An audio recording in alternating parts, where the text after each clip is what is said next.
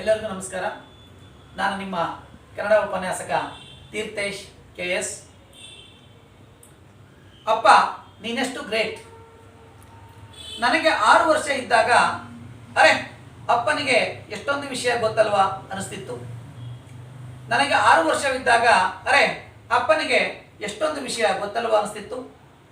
10ನೇ ವರ್ಷಕ್ಕೆ ಕಾಲಿಟ್ಟಾಗ ಅಪ್ಪ ಒಂಥರ ಸಿಡುಕನಂತೆ ಕಂಡ.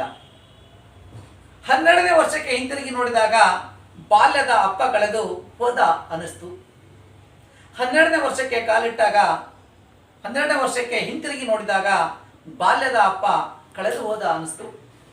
14ನೇ ವಯಸ್ಸಿಗೆ ಬಂದಾಗಲಂತೂ ಉಶ್ ಅಪ್ಪನನ್ನ ಮೆಚ್ಚಿಸ್ಲಿಕ್ಕೆ ಆಗಲೇ ಇಲ್ಲ.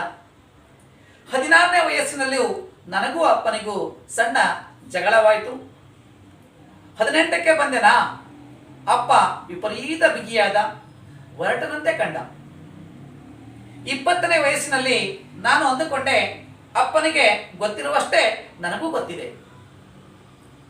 25ನೇ ವಯಸ್ಸಿನಲ್ಲಿ ಅಪ್ಪನಿಗೂ ನನಗೂ ಹೊಂದಾಣಿಕೆಯೇ ಆಗಲಿಲ್ಲ. 25ನೇ ವಯಸ್ಸಿನಲ್ಲಿ ಅಪ್ಪನಿಗೂ ನನಗೂ ಹೊಂದಾಣಿಕೆಯೇ ಆಗಲಿಲ್ಲ. 32ನೇ ವಯಸ್ಸಿನಲ್ಲಿ ನನ್ನ ಪುಟ್ಟ ಮಗ ರಂಪ ಕಂಡು ತಲೆ ಚಿಟ್ಟು ಹಿಡಿಯಿತು. 32ನೇ ವಯಸ್ಸಿನಲ್ಲಿ ನನ್ನ ಪುಟ್ಟ ಮಗನ ರಂಪ ಕಂಡು ತಲೆ ಚಿಟ್ಟು ಹಿಡಿಯಿತು. 36ನೇ ವಯಸ್ಸಿನಲ್ಲಿ ಮಗನಿಗೆ ಶಿಸ್ತಿನ ಪಾಠ ಹೇಳಿಕೊಟ್ಟೆ.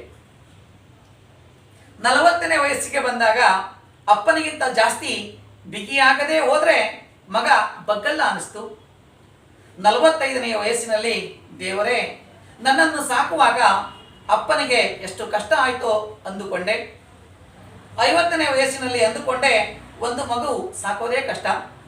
50ನೇ ವಯಸ್ಸಿನಲ್ಲಿ ಅಂದುಕೊಂಡೆ ಒಂದು ಮಗು ಸಾಕೋದೇ ಕಷ್ಟ. ಅಪ್ಪ 3-4 ಮಕ್ಕಳನ್ನ ಹೇಗೆ ಸಾಕಿದ? ಅಪ್ಪ 3-4 ಮಕ್ಕಳನ್ನು ಹೇಗೆ ಸಾಕಿದ? 55ನೇ ವಯಸ್ಸಿನಲ್ಲಿ ಮಗ ನನ್ನನ್ನು ಹೀನಾಯವಾಗಿ ನಿಂದಿಸಿದ್ದ.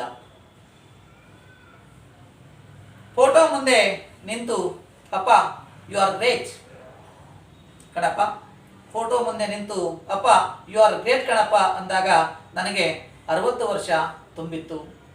ಅಪ್ಪನ ಮಹತ್ವ ತಿಳಿಯಲು ನನಗೆ 55 ವರ್ಷ ಬೇಕಾಯಿತು. 55 ವರ್ಷ ಬೇಕಾಯಿತು.